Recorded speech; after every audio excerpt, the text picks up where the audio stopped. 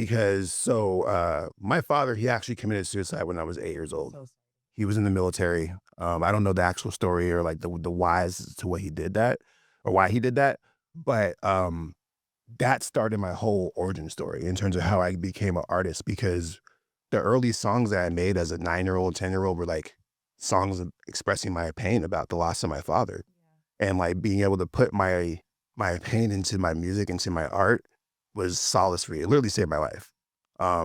And that's the reason why I make music to this day. So why I always make music, no matter what I do, whether it's movies, TV, film, whatever, photo shoots, the music's always the platform, like the bottom layer, yeah, because that's like where I can really just express myself in ways that are only unique to me that no one else can do. right. And so with mental health, like that's always been the angle in my songs and my music is like kind of fighting for uh, that sense of solace and that sense of like that why. Cause I think that's part of it too when it comes to like at least topics of like depression and anxiety, it's the why. Yeah, What like the reason why these things are happening is what especially my favorite quote when it comes to that is like, depression is living in the past, anxiety is living in the future, yeah. and being content is living in the now.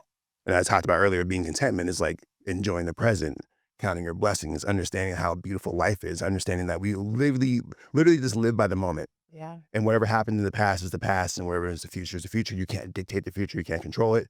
You can kind of maybe nudge it in certain directions, but you can die tomorrow, right? Yeah. So the best thing you can do is just appreciate life for what you have in that moment.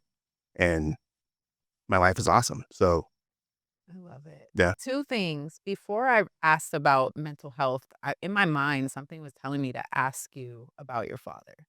So I just wanna acknowledge that space and thank you for creating that space and Mhm. sharing that with us because I think that there's such a big stigma that surrounds mental health and Absolutely. expressing, being transparent, being vulnerable, but people don't understand how healing it is, and I'm actually getting a little emotional, so I'm gonna try my best. You're good.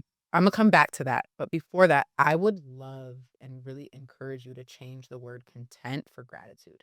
The Interesting. pursuit for gratitude, like, or for being grateful, because everything that you're saying is not content. Content is like, "Oh, it's good enough." Mm. But everything that you're saying to me, counting your blessings, like, that's being grateful. I think contentment is the word I use because of the balance of life.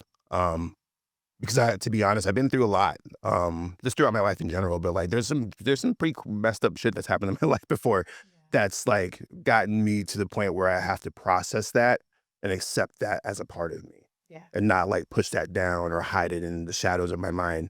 That's a Right. part of me. So that's kind of where the contentment comes from. Your usage, Also being yeah, grateful. but your usage and gratitude is actually a kind of a better way to phrase that because I'm still grateful for those experiences for making them into who I am today. Yeah.